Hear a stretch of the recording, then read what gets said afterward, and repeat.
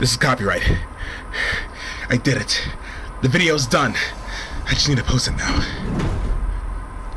What was that?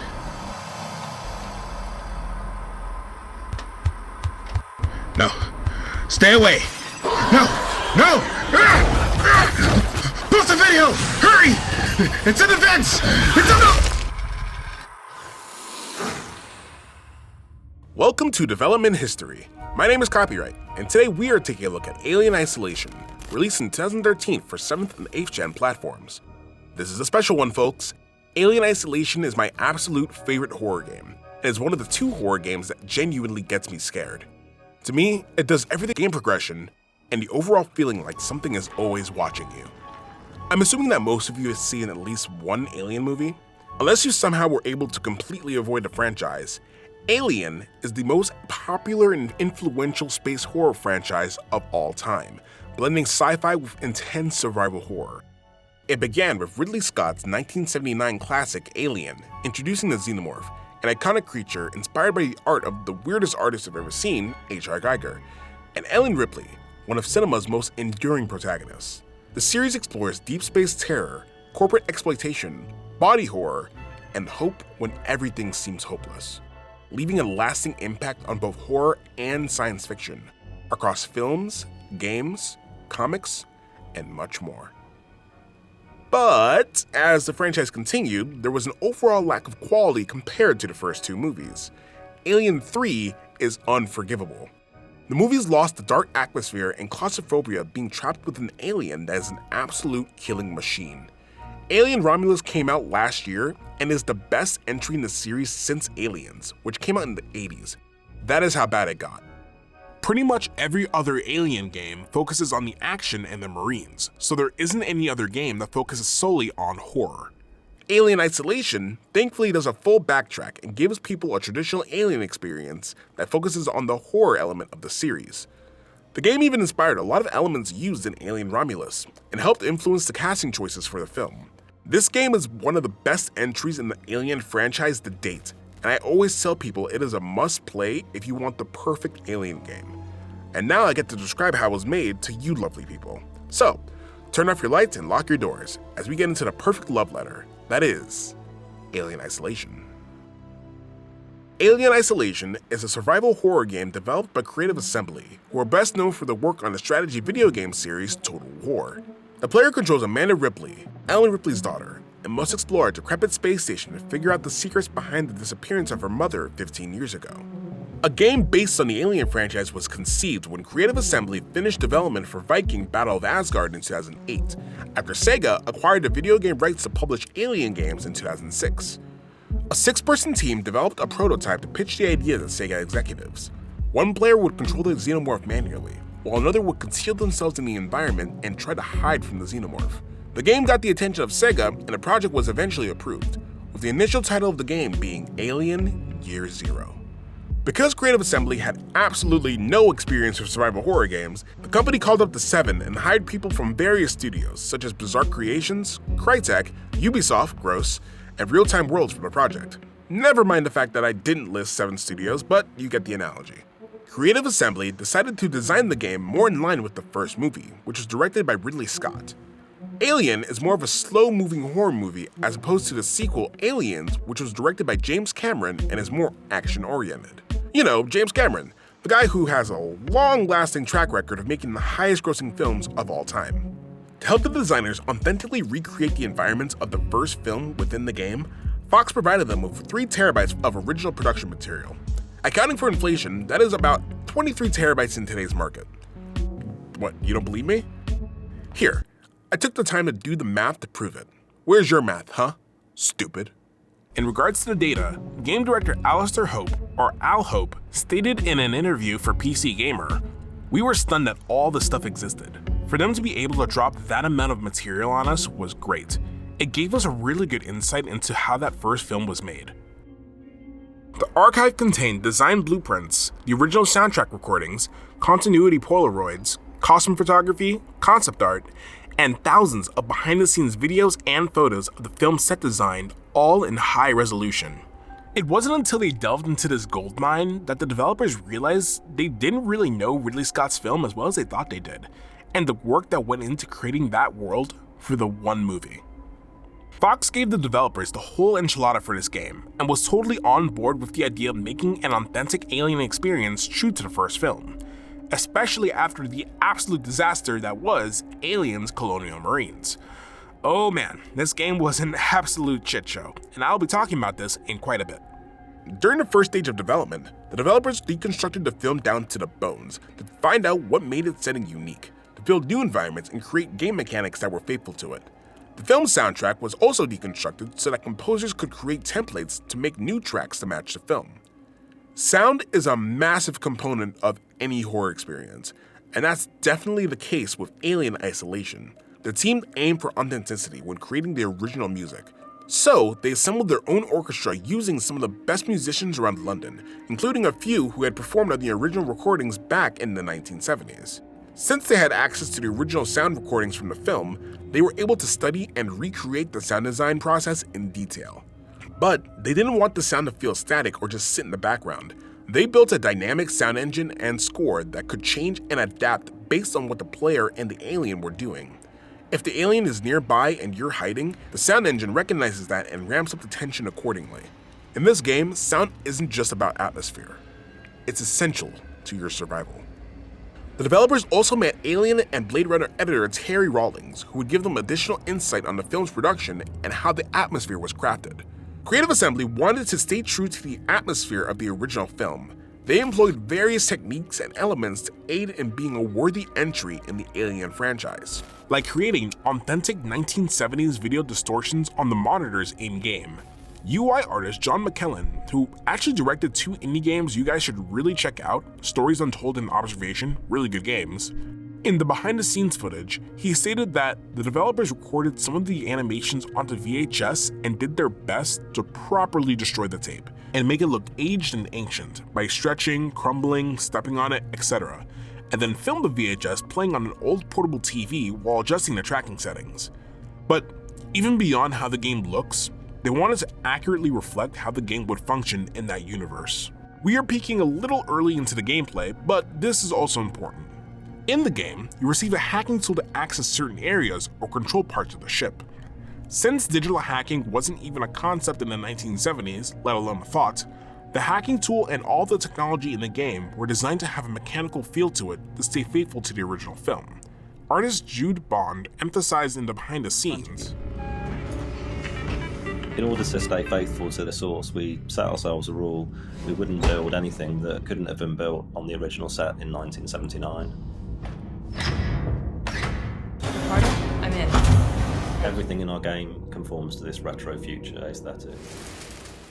In the end, the developers were able to completely replicate the style of the movie, the lo-fi 1970s view of what the future would look like, which is an aesthetic that I freaking love. High-tech future environments are cool, but for me, movies and shows like Akira, Cowboy Bebop, Blade Runner, and yes, Alien, have so much more charm in the environments and feel a lot more believable to me. Rather than holograms, crystal clean chrome environments, and screens that just do whatever you want with you swiping your hands or whatever, you get practical effects, clunky machinery, monochrome displays, and distorted CRT monitors and audio. Sure, there's always a fantastical element to it, but the fact that the technology is still physical rather than digital makes it feel so much more memorable and realistic to me than whatever Peter Parker is doing right here. The second stage of development involved creating a story. Creative Assembly wanted Alien Isolation to have a story that was closely related to the first film. The team decided to explore a story set 15 years after the events of Alien, which would involve Ellen Ripley's daughter Amanda and a Nostromo's flight recorder, the black box of Ellen Ripley's destroyed ship. If you didn't know, Ellen Ripley had a daughter who died between Alien and Aliens. Writer Will Porter explained that the process of creating a backstory for Amanda was refreshing, as he felt that she was an overlooked character of the Alien universe. Which she was, because she was only mentioned in Aliens in the extended edition as a throwaway, "Hey, guess what? Your daughter is dead, and here is a new child you need to protect. Good luck, avoid Alien 3, and may God have mercy on your souls." Well, not you. God have some special plans for you, little one. What? In James Cameron's original outline for Aliens, originally titled Alien 2, which was also really hard to find, but you're welcome, Amanda, who had not yet been named, is still alive and living on Earth. By the time of the story, she's old, frail, and crippled. Typical old people behavior. And when Ellen returns after 57 years and speaks to her by video phone, the conversation that they have is short and devastating. After seeing how her mother has not aged a day since last seeing her, Amanda reveals that she blames Ellen for being gone for her entire life and tells Ellen that she hates her. That is harsh. In the final script, it is revealed that she lived a full life and had died shortly before Ellen's return. But Fox cut that entire scene from theaters, so no one for a long time knew that she had a daughter and that she passed away. I also feel like I should mention that it is possible that that might not be true. Since the release of Alien Isolation, it has been revealed in spin-off comics and games that Amanda has survived her encounter.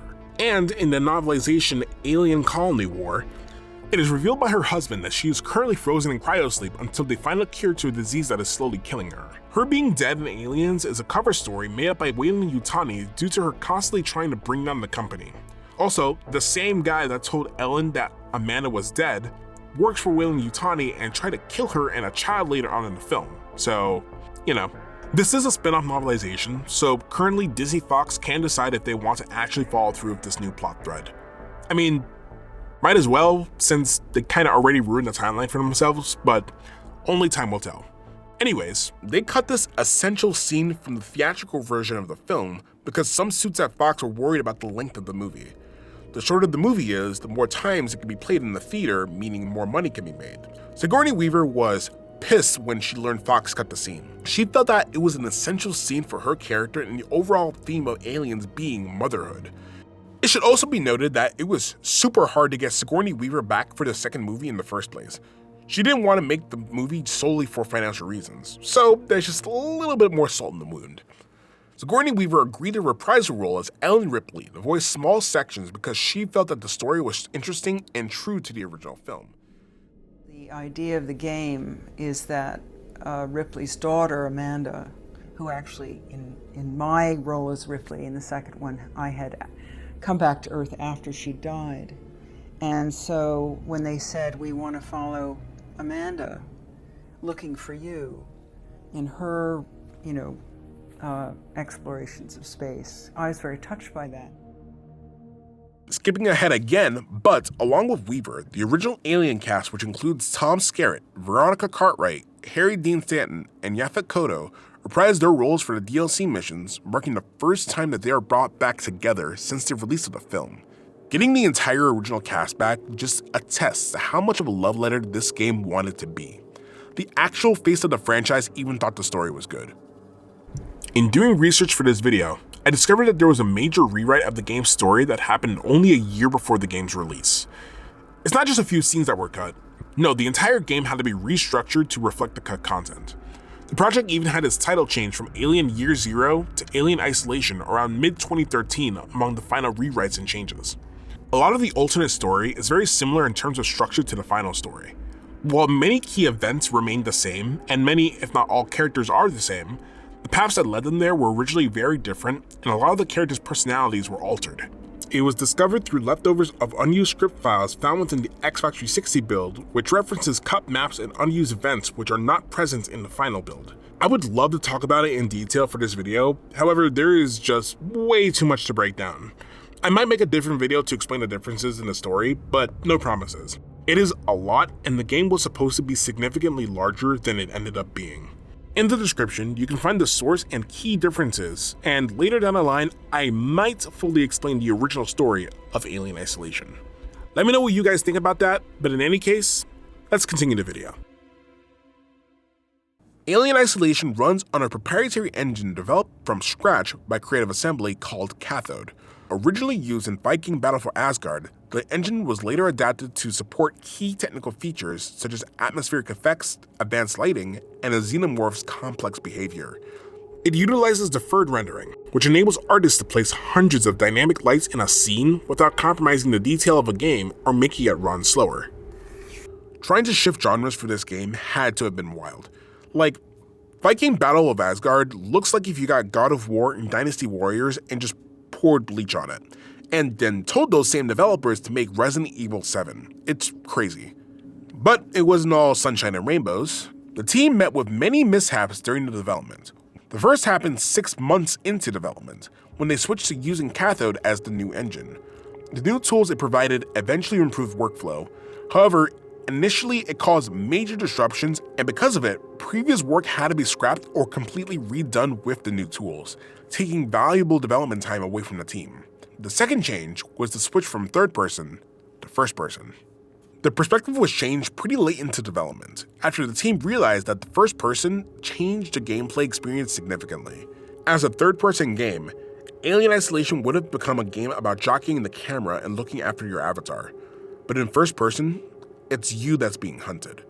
If you're hiding behind an object and you want to get a better view of your surroundings, you have to move.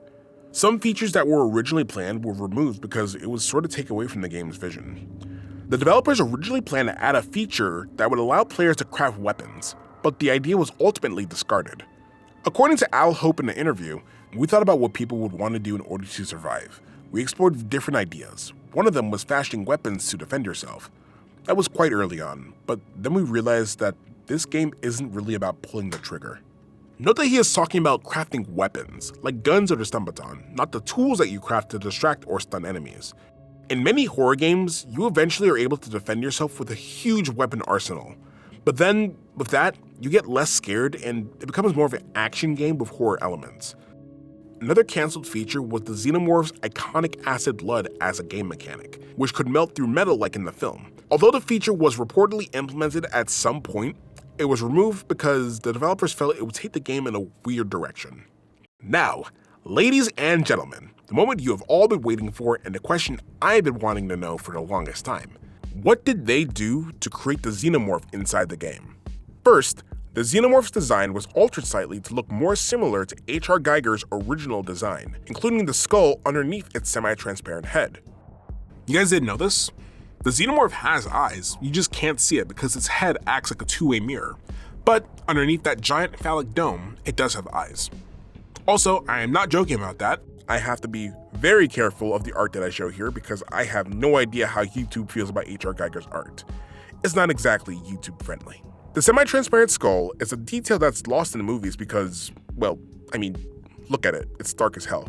The only major change was the Xenomorph's legs from being plantigrade to being digitigrade, so that it can resemble an animal that's hunting you rather than a guy in a suit, and anatomically be able to run a lot faster.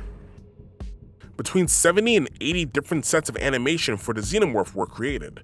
The Xenomorph's AI was programmed with a complex set of behavioral patterns that slowly unlock as it encounters the player, creating the illusion that the Xenomorph learns, making each encounter random and unpredictable. And if you think that's crazy, the Xenomorph actually contains 2 sets of AI. One of them contains code where the Xenomorph knows your exact location at all times, and leads the Xenomorph to your location. This is called the Director AI. The second set contains code that's just the alien's normal behavioral AI.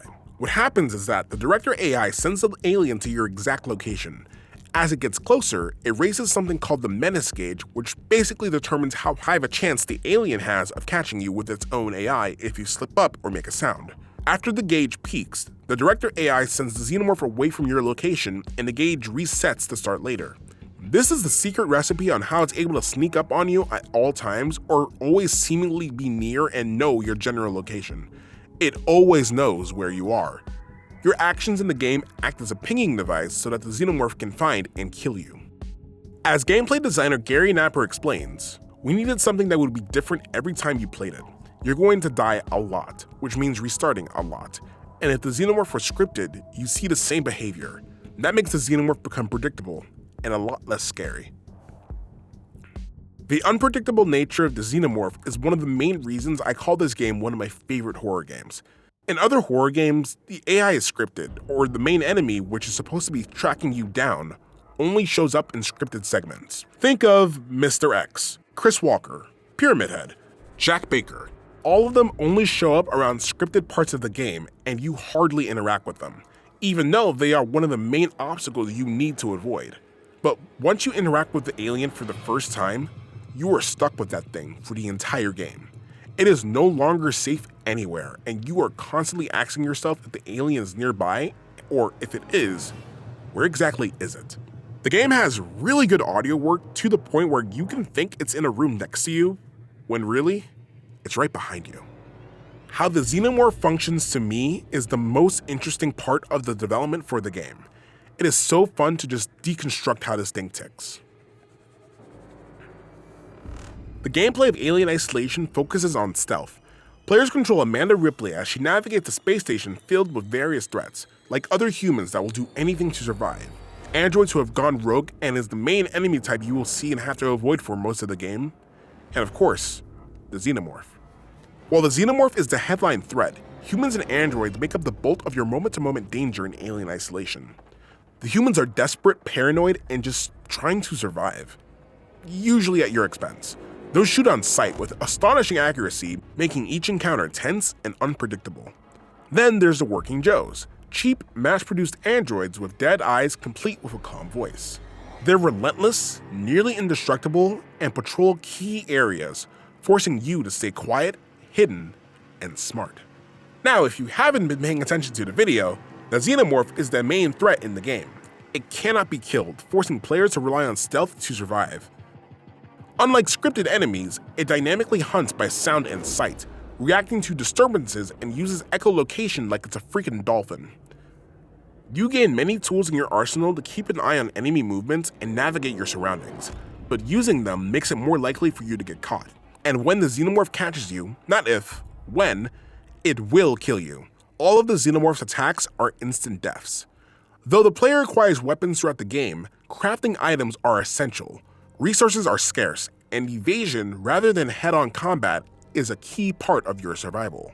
There is one other way to navigate and evade enemies, and that's through the motion tracker. The motion tracker helps detect the Xenomorph and other enemy movements, as well as track your objective's location. But it has limitations. It cannot track enemies that aren't moving or reveal if the alien is in the vents. Its beeping can attract the alien if it's close. On the game's hardest difficulty setting, Nightmare, the motion tracker is completely useless because it does not accurately locate enemies, meaning you will need to rely more on your senses to survive. The game does its best to mess with you mentally to throw you off your rhythm, even turning up the stinger music to make you think you're about to be chased. Even saving your game doesn't feel safe. The game has no autosave, so progress has to be saved manually at specific terminals. The save system was inspired by a scene in the film where Captain Dallas uses a keycard to access Nostromo's computer, Mother. When you save, that is the only point in the game where you are 100% vulnerable. You're back exposed to the horrors behind you, while you wait for the terminal to count down. And if you aren't careful, the horrors might just catch up with you. All of the game's mechanics are absolutely amazing, and helps with the immersion of being in the setting of the original film.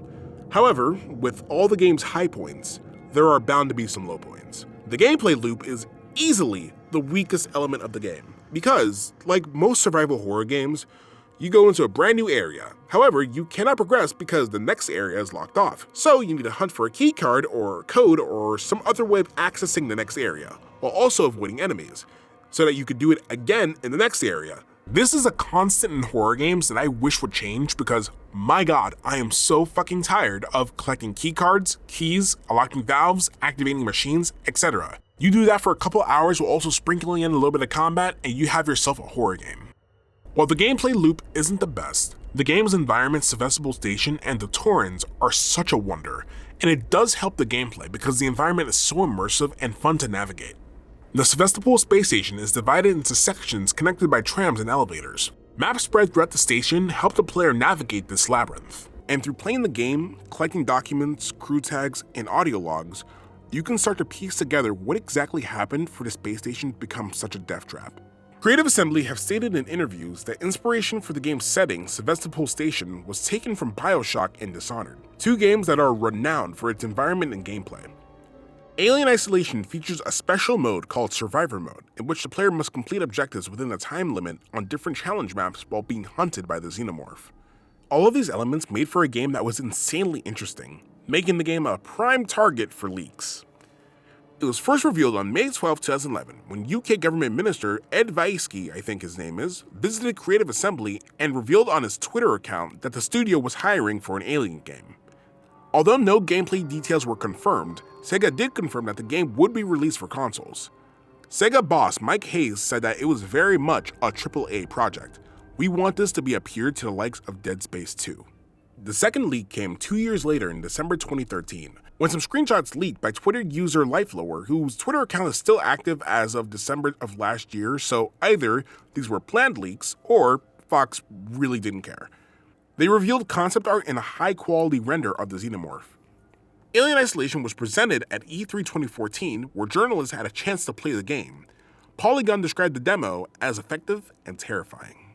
It stole the show and was one of the best games that were shown at E3 2014, being nominated for plenty of awards. Before its release, Alien Isolation showcased VR support using the Oculus Rift at E3, drawing significant attention as one of the first AAA VR demos. However, Sega later confirmed that VR wouldn't be included in the final game. Despite this, hidden Oculus and PlayStation VR support remained in the release build and could be activated by editing config files, suggesting that VR was originally planned for the full release but was cut for unknown reasons. The community developed a mod called Mother VR to enable full VR gameplay on modern headsets, which the link to the mod is down in the description, as well as other mods that can enhance your experience with the game on PC. Funny enough, the fact that Sega's previous Alien game, Aliens Colonial Marines, received a negative public reaction did not affect Creative Assembly and actually helped them out in the end.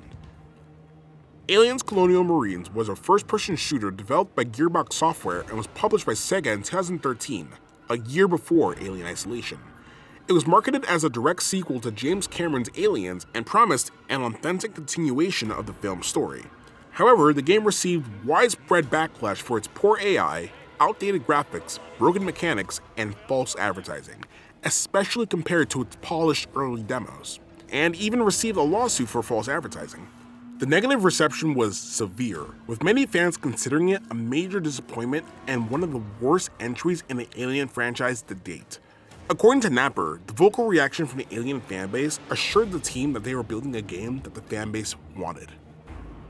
The full development time took 5 years after Creative Assembly pitched the idea to Sega. Alien Isolation was released on October 7, 2014. It is dedicated to Simon Franco, a programmer who died during development. On release, Alien Isolation received generally favorable reviews, with critics praising its faithful recreation of the first film's atmosphere, tense stealth gameplay, and striking retro-futuristic visuals.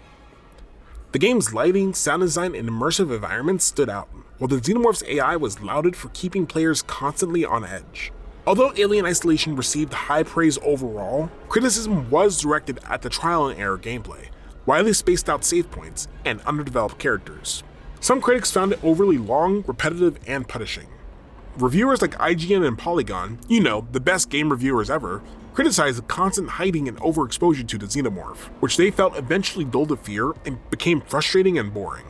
Despite these flaws, reviewers highlighted the game's strong survival horror elements and detailed world building as major successes. Alien Isolation was nominated for numerous awards, with particular praise for its audio design and atmosphere. It won Game of the Year 2014 by PC Gamer and won the Audio Achievement Award at the BAFTA Awards. Beyond 2014, it has gained a reputation as one of the best first-person horror games of all time. The game is widely regarded as a benchmark in survival horror and a standout in the Alien franchise. Alien Isolation launched with 2 DLC packs based on scenes from the first movie, Crew Expendable and Last Survivor, with future DLC offering unique objectives or time-based challenges. A deluxe edition of the game and a base DLC released as the Nostromo edition, and a complete edition containing all of the DLC was eventually released as Alien Isolation: The Collection. In 2014, Napper said that the team often discussed ideas for a sequel. The Creative Assembly head, Team Heaton, said that in 2015, they were proud of Isolation and that a sequel was not out of the question, but financially unfeasible. You see, while the game was crushing it critically, financially, the game did not reach the sales expectations of Sega, especially compared to Colonial Marines. As of March 31st, 2013, as stated in Sega's financial reports, Colonial Marines had sold 1.31 million units in the United States and Europe. And as of March 2015, Alien Isolation has sold over 2.1 million copies in Europe and the US, which is decent, especially for a survival horror game, but Sega considered the sales underwhelming. They were likely expecting a more mainstream, action-oriented hit, whereas Alien Isolation was slower and more niche. It also didn't help that when the game released, the majority of the players' thoughts for the game were very negative. Mind you, slow first-person horror that has an emphasis on the atmosphere is relatively new. With the genre booming in the early 2010s, Alien Isolation is the first AAA first-person horror game that emphasized the horrors that you encounter, alongside games released around that time being Amnesia, Outlast, and PT. And the public has shifted from its initial perception as sort of a generic, kind of boring horror game to being considered one of the best first-person horror games of all time. Despite Alien Isolation's critical success, it was reported by Eurogamer in 2017 that no sequel was in development, citing that much of the original design team had left Creative Assembly. The story did continue in other formats. 2 comic book sequels, Alien Resistance and Alien Rescue, were released in 2019. That same year, a mobile spin-off titled Alien Blackout, developed by D3 Go, was launched in January 2023, though was later shut down on October 2023. Additional tie-ins included a pinball adaptation, Aliens vs. Pinball for Zen Pinball 2 and Pinball FX3, as well as a novelization by Keith DeCandio and an online series adaptation released in 2019 by Jeff Huaz and Fabien Dubois.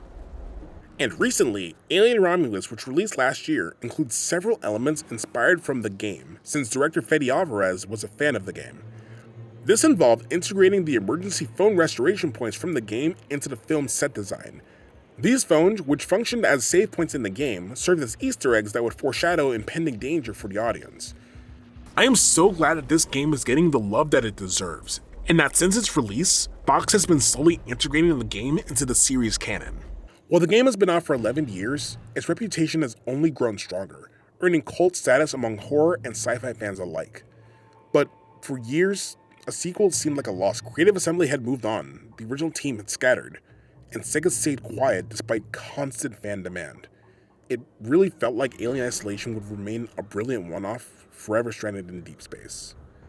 Then, randomly, on October 7, 2024, the 10th anniversary of the game's release, Creative Assembly announced that a sequel was in early development. I lost my fucking mind when I heard the news. I've wanted a sequel to the game for so long and genuinely thought we would never see a game like Alien Isolation again. So, I am 100% ready for Alien Isolation 2. What can I say? If you like Alien or horror games in general, play the game and see for yourself on why this game was so near and dear to me and so many other people. The game helped redefine first-person horror and is currently serving as inspiration for Resident Evil 9. The game is amazing, and I hope more people continue to play and that this video helps more people discover the game for them to try for themselves. So this video was actually supposed to come out in August, but life, you know? I'm sort of done trying to make a schedule because I just cannot stick to it. I'll just post videos whenever it's ready, and I definitely will have at least one video out every month. As for the next video that's coming out, I can't think of any clever hint, so the hint is that the sequel for the game I'm going to be talking about just released. In any case, I might work on some smaller videos before the next development history because this sort of content is hard to keep up consistently. I hope that you guys enjoyed this video and let me know down below what games you would like to see me cover. If you did enjoy this video, please continue to support me so I can make bigger and better content. Be sure to like, subscribe, share, comment, but most importantly, stay tuned.